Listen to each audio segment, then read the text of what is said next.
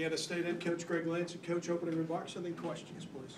Well, I always say it, but I firmly believe it, and I feel that way every time I say it. I just think the world of Marty Simmons, his staff, and what Evansville does. Every time I look up and they're the next game on our schedule, I just get a sick feeling in my stomach just because they're so hard to play against. We fight each other really hard. They're awfully competitive games and good games. They always seem to be close. We've won our share of them, but not one of them has ever been easy. And our guys have just really got to come out. They fought like crazy tonight.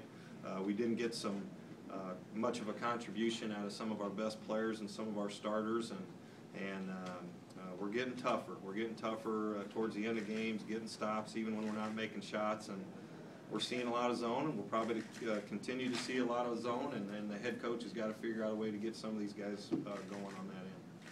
Questions? Greg, you mentioned it, but the defense in the last 5 minutes was probably what carried you over the top. You know, just talk about that, and really made Ballantyne work a lot. You know, he got some shots, and he had the nice assist to Muskevic.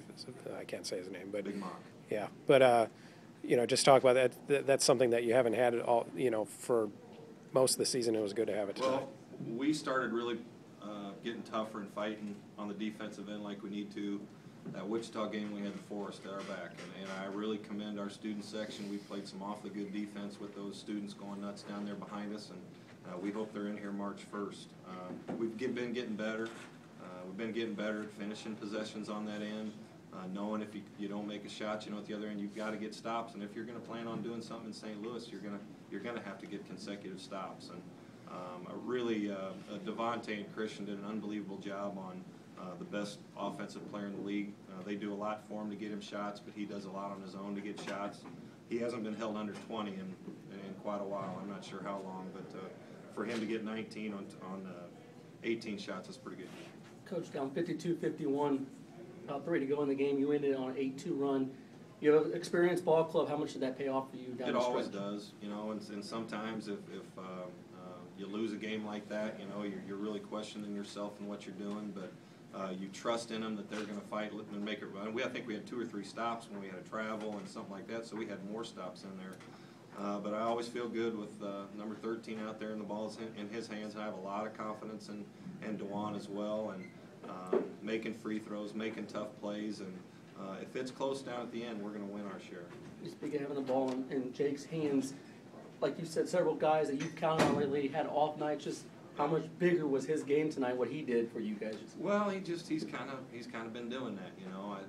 He hasn't been 100%, but he's 100% where it counts, and that's with his intestinal fortitude. He's as tough as it gets, and he wants to close this thing out in a special way, and I want it for all those. I want it for all the guys, but I want it for those seniors because they deserve it.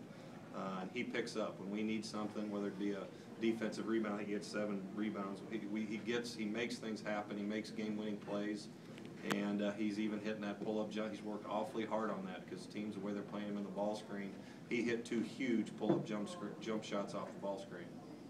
You passed Larry tonight on the free throw record. Every time you do that, obviously, just how big of a deal? How big is that? Just making that statement, he surpassed Larry Bird. I don't care what it is. That's doing something.